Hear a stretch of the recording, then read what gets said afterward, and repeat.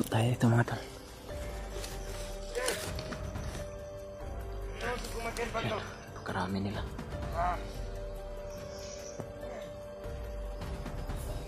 Mga bagong tao. Guardia na puro din, kaya ang mga planes. Pupunta daw dito si Commander Bag. Yun mga tol. Isang mapagpalang araw po.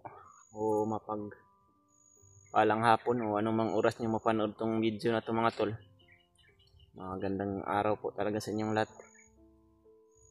At dito pa rin kami ni Brad Dave mga tol. Nandito pa rin kami sa gubat, sa bundok.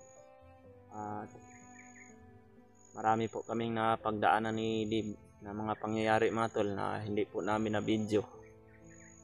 Dahil napaka critical na po ng kalagayan namin ngayon. Dahil nasa lokasyon na po kami mga tol kung saan po yung sinasabi ni Brad Tacloy na ito na po daw yung location kung saan naririto daw po yung mga bihag o yung mag-inako po. At sana po ay matagpuan namin ni Brad Dave sa mas lalong madaling panahon para mailigtas ko na rin po mga tol dahil napakahaba na po rin ng panahon na sila po ay bihag at hindi ko na po alam kung ano pong kalagayan nila ngayon. Sana po mga tol tulungan niyo po ako na ipagdasal po mga tol na wala pong mangyaring masama sa kanila at maligtas po namin sila mga tol. At laking pasalamat po rin po kay Brad Dave mga tol dahil hindi po talaga siya nagdadalawang isip na sumama po sa akin kahit sa ganito man na sitwasyon na mapapahamak rin po yung buhay niya. Handa po siyang tumulong sa akin hanggang sa matagumpayan po namin itong misyon na ito mga tol. At sana po ay maligtas ko na po talaga sila mga tol. At kita rin po namin yung video nila Kuya Bads mga tol na naligtas niya po si Brad Binji sa kamay ng mga bandido. At yung bata rin po ni Brad Binji ay naligtas din po ni Kuya Bads mga tol. At nakababa na po sila, sabi po ng iba nating supporter na naligtas na po daw sila Kuya Bads na nakababa. At laking tulong po talaga ni Kuya Bads na nakita niya po si Brad Binji dahil pag hindi niya po siguro yun nakita ibalik na naman po yun si Brad Binji sa pag-hypnotize. Problema naman po yun dahil bago pa lang po yun na-hypnotize si Brad Binji. Kaya siguro plano po talaga ng Panginoon na kay pinagtagpo po si Kuya Bads kay Brad Binji. Kaya nangangailangan po talaga rin ng tulong yung anak ni Brad Binji mga tol. At sila Brad Remart naman po, sila Brad Julio at si Brad Jeward, nakita rin po namin mga tol na nagsama na rin po silang tatlo. At sana po ay matagumpayan na po nila yung mga misyon rin po nila na makuha po yung anak ni Brad Jeward o yung pamangkin ni Kuya Bads at ni Brad Remart. At sila Brad Pidot naman po at si Brad EJ andun pa rin po sa gubat mga tol. Patuloy pa rin po sa paghahanap din po kay Commander Adit o yung babae po na commander na nagbago rin po kagaya namin ni Brad Dave na nasa kamay rin po ngayon ng mga bandido na nagdurusa rin po sa mga ginagawa ng bandido sa kanya. Sana po ay wala pong mangyaring masama sa kanya na maligtas po siya ng mga kasama namin mga tol. Marami mang problema tong pinagdadaanan namin ngayon mga tol. Ngunit dalangin po namin na masaksis po o matagumpayan po namin lahat ito mga tol. Hindi man po kami nagsama-sama ngayon dahil din po sa napakarami din po ng mga problema. At rinig din po namin ni Brad Dib sa mga bandido na aming napagdaanan na misyon po talaga ng mga bandido ngayon mga tol. Kukunin po, kumukuha po talaga sila ng mga bata at yung mga pamilya po ng mga vlogger o kagaya ko na mga commander dati na nagbago po. At target po talaga nila mga tol, no? Si Kuya Buds at si Brad Rimart, dahil napakalaki na po daw ng mga pinsala na ginawa po nilang magkapatid sa mga grupo po ng mga bandido na mga kawani po ni Commander Magnot, mga kasamahan niya o mga tauhan po ni Commander Magnot mga tol. Kaya nais po sana namin ni Brad Dib ibahagi nyo rin po tong video namin mga tol, o i-share nyo po sa mga kasamahan namin mga tol para makita din po nila kung ano po yung mga mensahe o mga kaganapan na ginagawa po namin ni Brad Dib sa kagubatan ito. At sana po ay ligtas po sila mga tol. At si Brad Dib din po mga tol, isuportahan nyo rin po ang mga video namin mga tol, no? Sa bawat isa sa amin. Sana po ipanoorin nyo po mga tol, dahil malaking tulong rin po yan sa amin mga tol. Kahit mahirap man po yung mga ginagawa namin dito sa bundok, nakikita po namin yung mga suporta ninyo o mga comment ninyo. Diyan po kami kumukuha ng lakas ng loob mga tol, para po magpatuloy po sa mga misyon o mga problema na ginagampanan po namin sa bawat araw mga tol. Sana po ay ligtas po kami palagi at iwasan po namin mga tol na madakip po o mahuli ng mga bandido, na sa ganun po hindi po mas lumaki po yung problema, dahil napakarami po ng problema ngayon ng mga samahan namin mga tol, dahil po sa mga misyon na gagagawan po ng mga bandido na walang awa po. At marami pong buhay na kanilang sinira nang dahil po dyan kay Commander Magnot. At kung magkakaroon man ng pagkakataon mga tol na makita namin si Commander Magnot o si Commander Bangkil, nais po sana namin na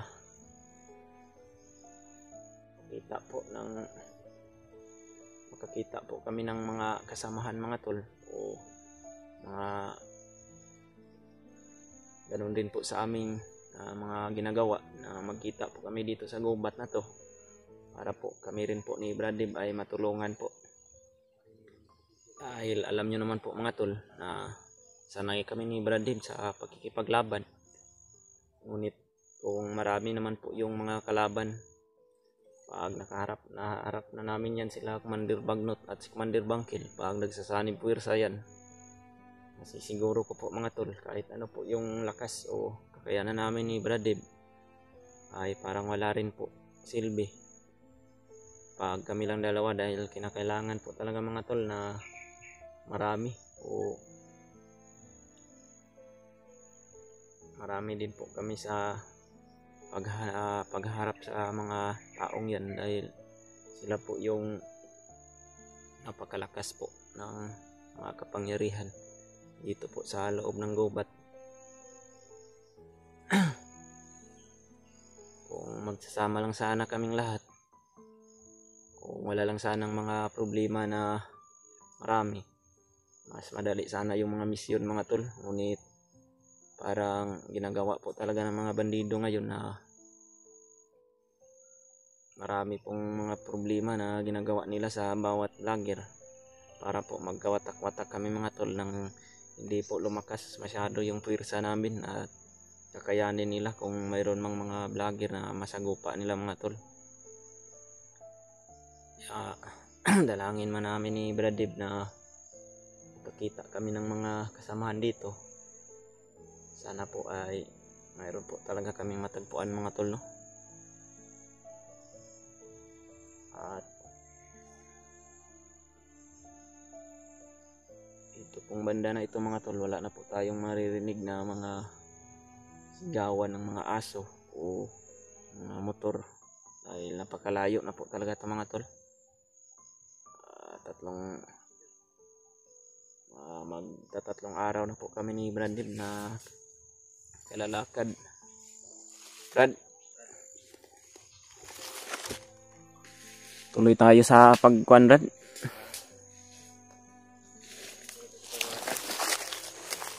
Alakbay na naman kami mga tol. Dito na po tayo sa lokasyon na sinabi ni Brad Taklo, kaya mag-iingat po kami ni Brad dito mga tol.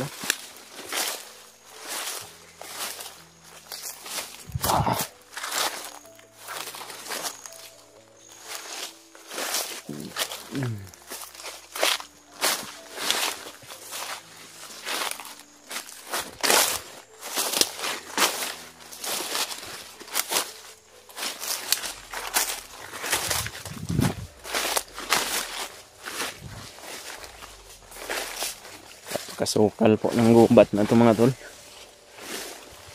Kinakailangan talaga natin magdubling ingat dito, Brad.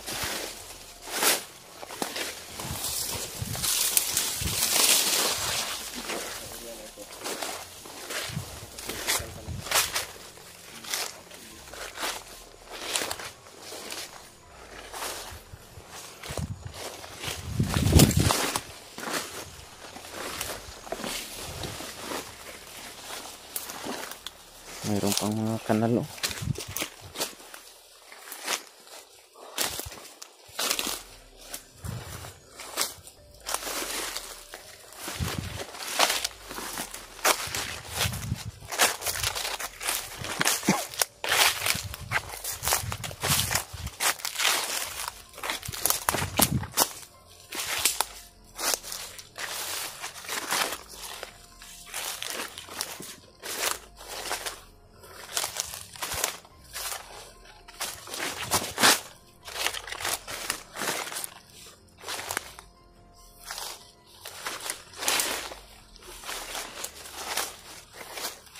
Brad, parang may tao, Brad.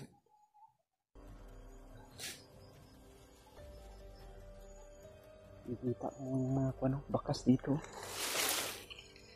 Nanghahapi po yung mga damo. Baka mayroong mga bandido dito, Brad, ba na dumadapa.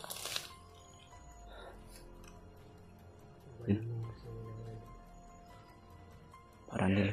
Wait.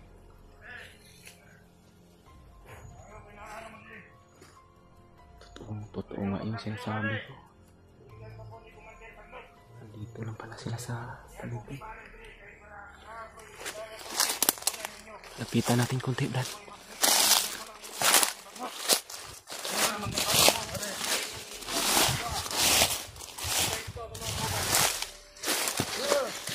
Takot tayo ito mga tol.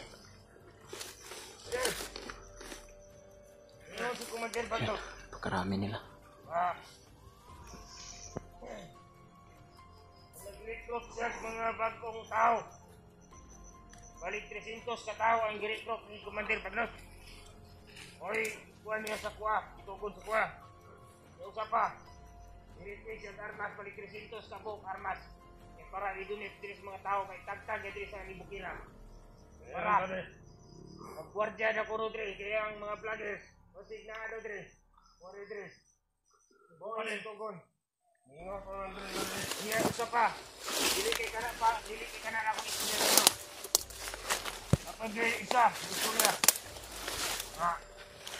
Ika na daw mga vloggers na kato si Kuya Bads. Kuya Bads Adventure. Si kini remark katong nagdadag sa Muray, kailangan daw madakpan daw nato ng mga tohana. Kaya naglagos si Commander Bagnot tungod na mga tohana kay mao'y babag sa ilang babag sa tuang buwan kanang mga bihag kay gusto nila kwaon. Mo'y ingon ni Commander Bagnot. Ayaw man ay. Ato gidong bantayan ni bukid. Niingon siya nga Muabot na daw siya Drake pinakalit. Wa ta kibalog ka na sa. Tangkulay lang tayo mga tol. Sa siya. Nadalo niya tanan bihag. O bitaw nga magpalit sa armas kay dugang ng mga tao 300 sa mo. Itang-tang sa mga tao. Mo to yun niya. O ni ha. Ikan ginatugmay diri bukid. Mo ingon ni Commander. Naglagot sila itong mga vloggers. May katong na bandana siya si Rimart. Si Kuya Bans. Katong nagdag sa muray, nabot ang kinsa na, gawat ang kailangan. O ito yung ingon niya. Mayo ba rin? Ang mga bihag ka rin. Nalun pa rin niya. Dire. O bitaw nga ang mga kwan. Dagdag sa tao, 300 ako. Oy, plano ni Commander. Ayaw na hombre. Yan sa naman tani, magbulag-bulag ka. Ako nga din. Itong uban. Di uban ha. Saan ka mo na to, kabalo na mo. Ako ba din? Tama to niya. Ano pa kayo balo niya? Oo.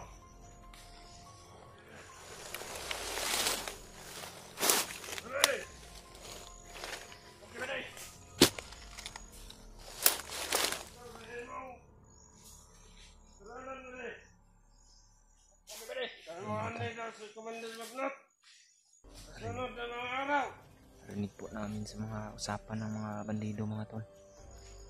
Pupunta daw dito si Commander Baglot. At dadalhin niya daw yung mga bihag dito na lugar mga tol. Magdagdag daw siya ng mga tauhan na marami mga tol. At mga armas. Si Kuya Bads daw yung target nila mga tol. Dahil gusto nila makuha yung punyal ni Kuya Bads at yung bandana ni Brad Rimart. Delikadong buhay nila Kuya Bads ngayon at ni Brad Rimart.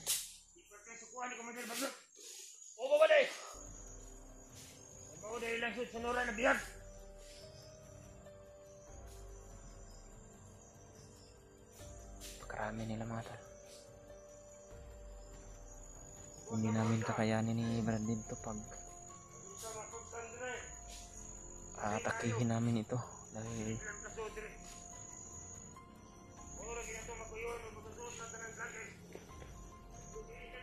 kailangan na mag-ingat kami ni Brad dito mga tol. Isa-isahin namin ito. Sikapin namin na hindi kami magpaputok ng baril mga tol.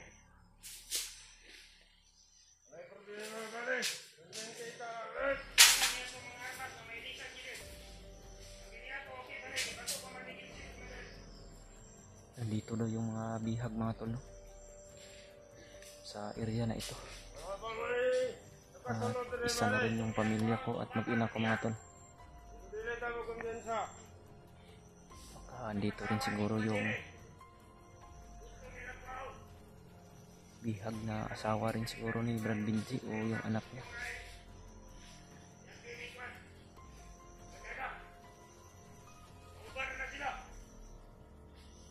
Napakadelikado po talaga ng kalagayan namin yan mga tol.